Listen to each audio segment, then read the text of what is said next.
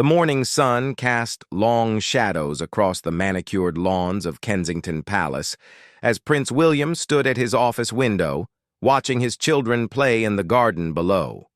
Princess Charlotte was chasing after Prince Louis, while Prince George sat quietly reading under an old oak tree. The scene should have filled him with joy, but today a heavy weight pressed against his chest. Kate entered the room silently, carrying 2 cups of tea. She had developed this habit over their years of marriage, appearing exactly when he needed her most, often without a single word being spoken between them. She placed 1 cup on his desk and stood beside him at the window, her presence both comforting and knowing. They had received the news 3 days ago. The doctors had been gentle but clear in their explanation. Kate's recent health challenges had taken an unexpected turn, and the treatments ahead would be more demanding than anyone had initially anticipated. The medical team remained optimistic, but the journey would test every fiber of their strength as a family. William reached for Kate's hand without looking away from the window. Her fingers intertwined with his, and in that simple gesture, volumes were spoken. They had weathered storms before, the intense scrutiny of their courtship, the pressures of royal duties, the endless demands of public life. But this felt different. This was about their most precious treasure, their time together, their children's future, their carefully built world. Kate squeezed his hand gently, and he finally turned to look at her.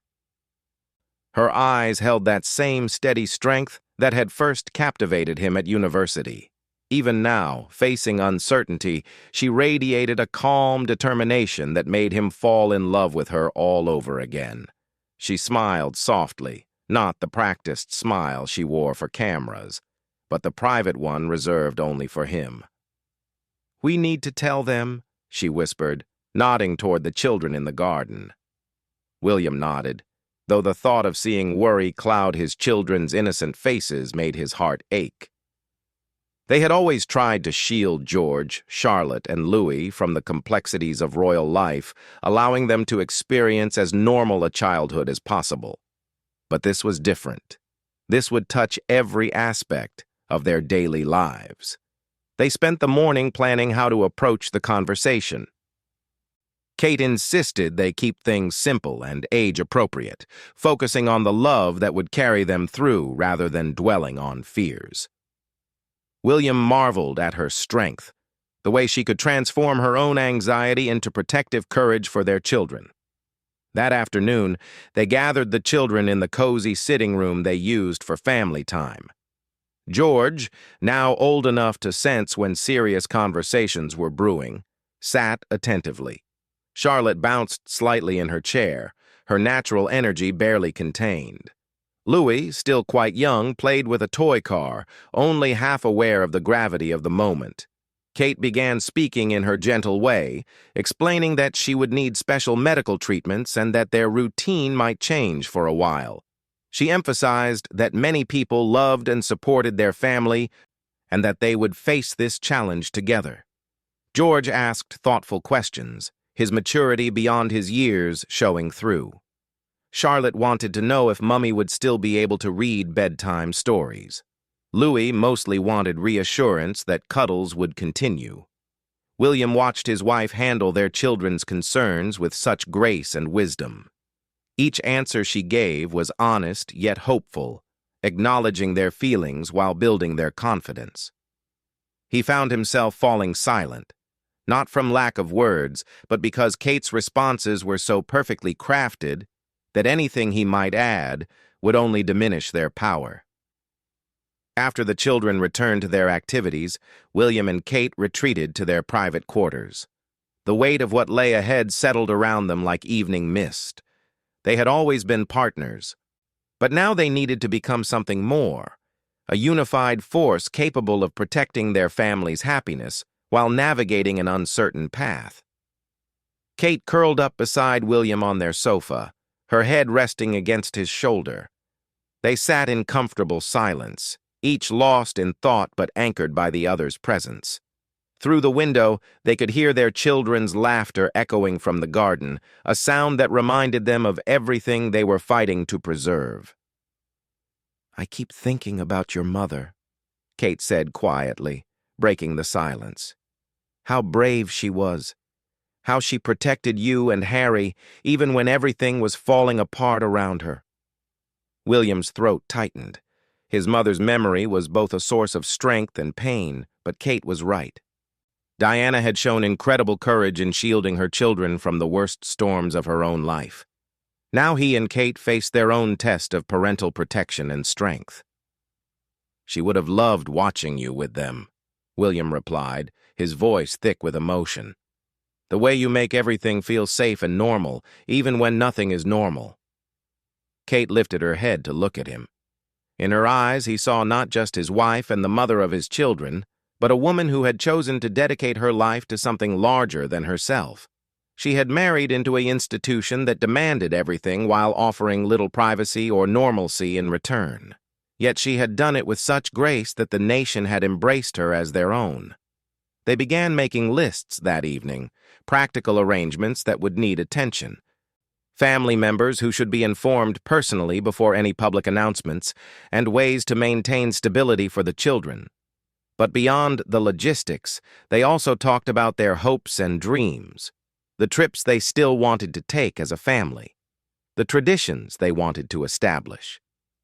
As night fell over Kensington Palace, William and Kate prepared for bed with the same quiet efficiency they had developed over years of marriage. But tonight felt different. Every mundane action carried additional weight. Every shared glance held deeper meaning. They were entering a new chapter of their lives, one that would test not just their individual strength, but their partnership in ways they had never imagined. Kate stood at her dressing table, removing her jewelry with careful movements. William watched her reflection in the mirror. Struck by how beautiful she looked even in this simple domestic moment. Her strength wasn't the loud, dramatic kind often celebrated in stories.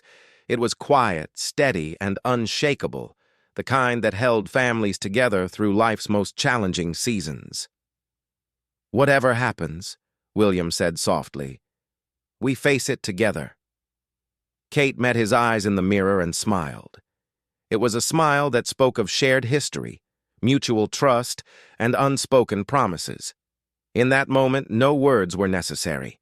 Their commitment to each other and their family was absolute, and that certainty would carry them through the storms ahead. The treatment began on a crisp Tuesday morning in February. William had rearranged his entire schedule, quietly postponing royal engagements and delegating responsibilities to other members of the royal family. The decision hadn't been easy. Duty had been ingrained in him since birth, but Kate and their children came first. Everything else could wait. They had chosen to keep the specific details private, releasing only a brief statement about Kate's planned medical treatment and asking for privacy during this time. The response from the public had been overwhelming. Letters, cards, and flowers arrived daily at Kensington Palace. Children from local schools sent hand-drawn pictures. Military families shared their own stories of strength and resilience. The outpouring of love reminded them both why they had dedicated their lives to public service. Kate's first treatment session lasted several hours. William sat beside her, sometimes reading aloud from books they both enjoyed, sometimes simply holding her hand in comfortable silence. The medical staff treated them with professional kindness, understanding the unique pressures that came with their public roles while ensuring they received the same excellent care offered to every patient. During the long waiting periods, William found himself studying his wife's face, memorizing details he had perhaps taken for granted over the years. The way she concentrated when reading, the small smile that appeared when she was lost in thought, the determined set of her jaw when facing challenges. He realized that their years together had been filled with public moments, ceremonies, engagements, official photographs, but these quiet, private hours felt like the most precious time they had ever shared. Kate handled the treatments with typical grace, but William could see the toll they were taking.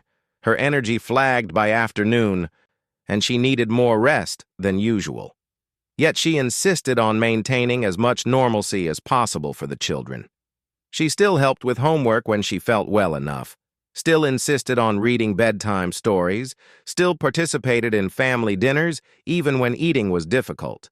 The children adapted with the remarkable resilience of youth, but William noticed the small changes in their behavior.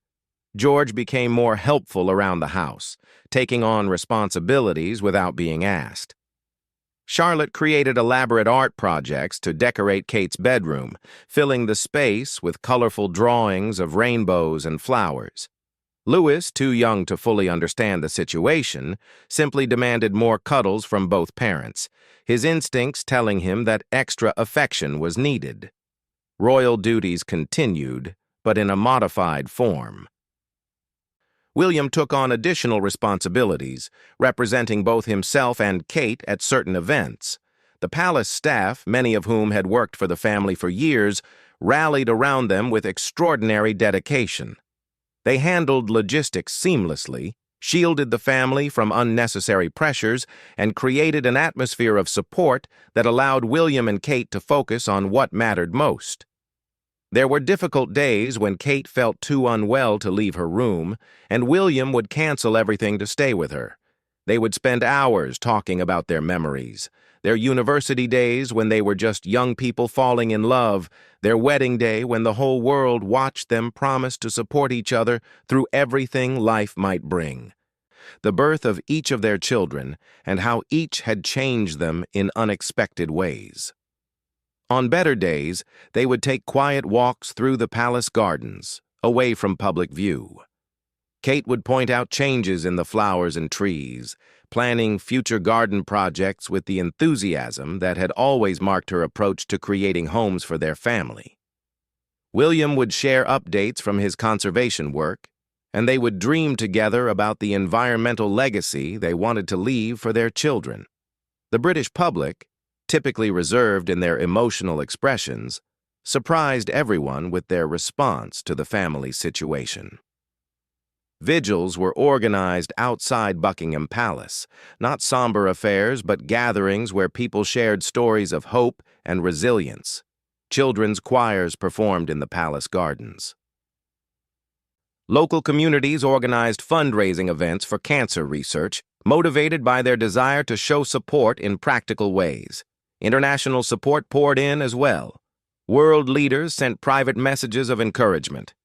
Fellow royal families shared their own experiences with health challenges and family crises. The global community of public figures who understood the unique pressures of living under constant scrutiny offered both practical advice and emotional support. Kate's medical team remained cautiously optimistic as the weeks progressed. The treatments were working as hoped, and her body was responding well despite the challenging side effects. However, they emphasized the importance of patience and consistency. Recovery would be a marathon, not a sprint, requiring sustained effort and careful attention to both physical and emotional well-being. William found himself changing in unexpected ways during this period. His natural tendency toward worry and control had to give way to acceptance and faith. He learned to read Kate's needs without her having to ask for help, developing an almost telepathic understanding of when she needed space, when she needed company, and when she simply needed him to hold her while she processed her fears and hopes. Their relationship deepened in ways that surprised them both. They had been partners for years, sharing royal duties and parenting responsibilities with well-practiced coordination.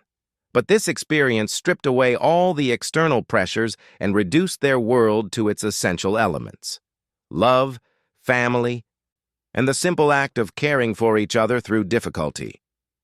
Kate began keeping a journal during her recovery, writing letters to her children about this time in their lives. She wanted them to remember not the fear and uncertainty, but the way their family had come together, the kindness of strangers, and the strength they had discovered within themselves. She wrote about the importance of facing challenges with grace, of accepting help when needed, and of never taking ordinary moments for granted. William started a similar practice, documenting the small miracles he noticed each day, the way Charlotte would quietly check on her mother without being asked. George's mature questions about helping others facing similar challenges. Louis's infectious giggles that could brighten even the darkest afternoons. The daily deliveries of flowers from well-wishers. Kate's smile when she felt strong enough to join them for breakfast. As spring arrived and the palace gardens burst into bloom, Kate's strength began returning gradually. The treatments were proving successful, and while the journey was far from over, the medical team expressed increasing confidence about her prognosis. The family celebrated these small victories quietly, cherishing each sign of progress while remaining realistic about the road ahead. The experience had changed them all. William had discovered reserves of strength he hadn't known he possessed. Kate had learned to accept vulnerability as a form of courage rather than weakness. The children had developed empathy and resilience that would serve them throughout their lives, and their family bond, already strong, had been tested and proven unbreakable. Most importantly, they had learned to communicate in ways that transcended words. A glance across a crowded room could convey volumes. A gentle touch could provide more comfort than any speech. Their silence had become as powerful as any conversation, filled with understanding, support, and unconditional love. 6 months after that first difficult conversation with their children, the royal family stood together on the balcony of Buckingham Palace during a special celebration of community resilience. Kate looked radiant in a flowing blue dress that seemed to capture the sky itself. Her hair caught the afternoon sunlight, and her smile held the genuine warmth that had made the nation fall in love with her years earlier. The crowd below erupted in cheers when they appeared. But this time, the celebration felt different. It wasn't the usual ceremonial appreciation for royal duties performed. This was something deeper, a collective expression of relief, gratitude, and shared triumph over adversity. The British people had watched their future queen face one of life's greatest challenges with such dignity and courage that she had become not just a royal figure, but a symbol of hope for anyone facing their own battles. William stood beside his wife, his hand resting gently on the small of her back. The gesture was subtle, almost imperceptible to the crowd below, but those who knew how to read the language of their partnership understood its significance. It spoke of protection, support, and a love that had only grown stronger through testing. His eyes never strayed far from Kate, even as he waved to the enthusiastic crowd. The children flanked their parents, each having grown noticeably during the months of challenge. George stood with new maturity, his posture reflecting the understanding that he would someday carry the responsibilities his father now shouldered. Charlotte bounced slightly on her toes. Her natural exuberance returned in full force, but her frequent glances at her mother showed a deeper awareness of life's fragility and preciousness. Louis, still young enough to find pure joy in the pageantry, waved energetically at the crowd while staying close to his parents. This public appearance had been carefully planned and timed. Kate's medical team had given their full approval, and she herself had felt ready to return to the public eye. But more than that, both William and Kate had felt called to share this moment with the people who had supported them so faithfully through the difficult months. The decision to speak publicly about their experience had not come easily. Privacy was precious to them, and they had always tried to shield their family from unnecessary exposure. But the overwhelming response from the public during Kate's treatment had shown them something remarkable. Their openness about struggle and vulnerability had given others permission to face their own challenges with hope rather than shame. That evening, they released a video message that would be remembered for years to come. They sat together in their private sitting room at Kensington Palace, the same space where they had first told their children about Kate's diagnosis.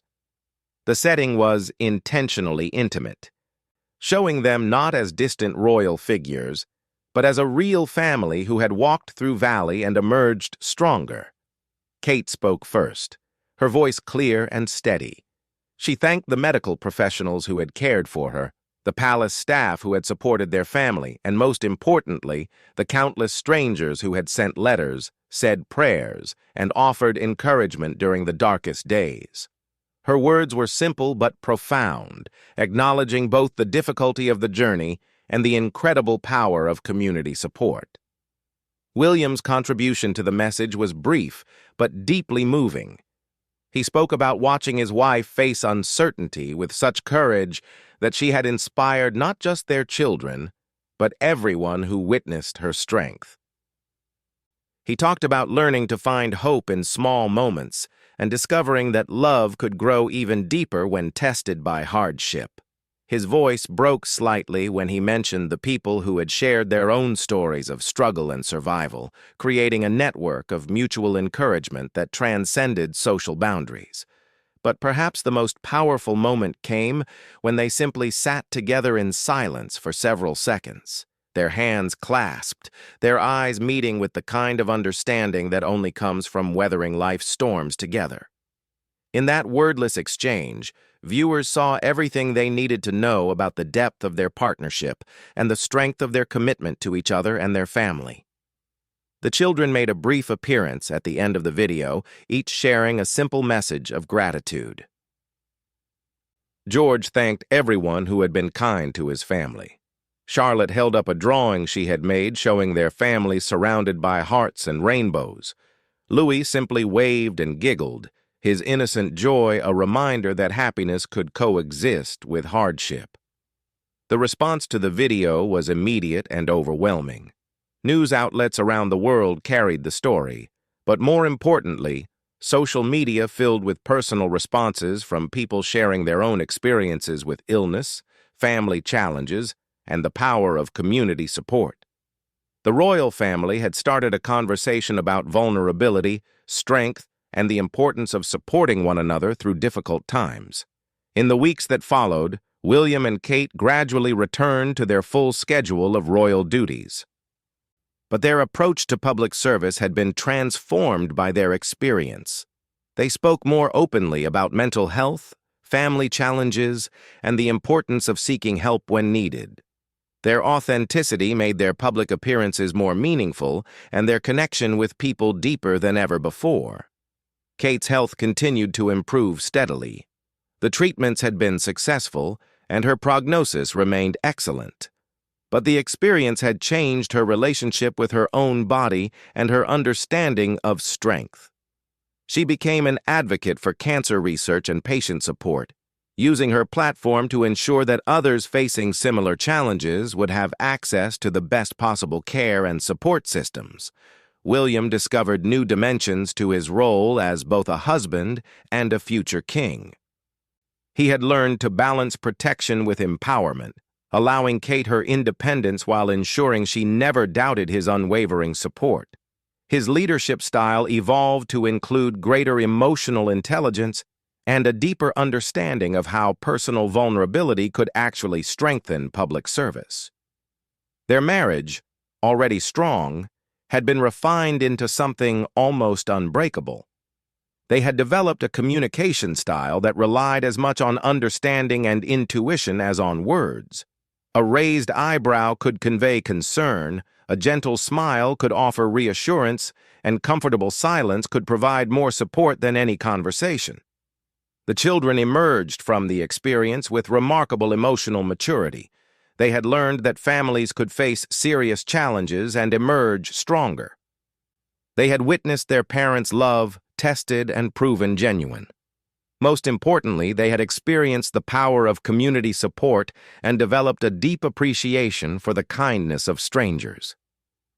As autumn arrived and the family settled into their new normal, they established new traditions that honored both their experience and their hopes for the future. Sunday family dinners became sacred time, with phones put away and conversation flowing freely about dreams, worries, and everyday joys. Monthly family meetings allowed everyone to share their feelings and make plans together. Daily gratitude practices helped them maintain perspective on what truly mattered. The British public's relationship with the royal family had evolved as well. The formal distance that had traditionally characterized these relationships had given way to something warmer and more genuine. People felt they had witnessed something real and precious, a family facing adversity with grace, supporting each other with love, and emerging stronger than before. International observers noted the change as well. The modern monarchy had found a way to maintain dignity and tradition while embracing authenticity and vulnerability. William and Kate had shown that true strength lay not in appearing perfect, but in facing imperfection with courage and grace. Years later, when historians wrote about this period, they would note it as a turning point, the moment when the royal family transformed from distant figures of ceremony into relatable symbols of resilience and hope. But for William and Kate themselves, the lasting impact was much more personal. They had learned to love more deeply, communicate more honestly, and appreciate more fully the precious gift of time together. Their story became a testament to the power of silent communication, unwavering support, and the kind of love that grows stronger when tested by life's greatest challenges. In choosing to face their trials together, without need for grand speeches or dramatic gestures, they had shown the world that sometimes the most powerful communication happens without words at all.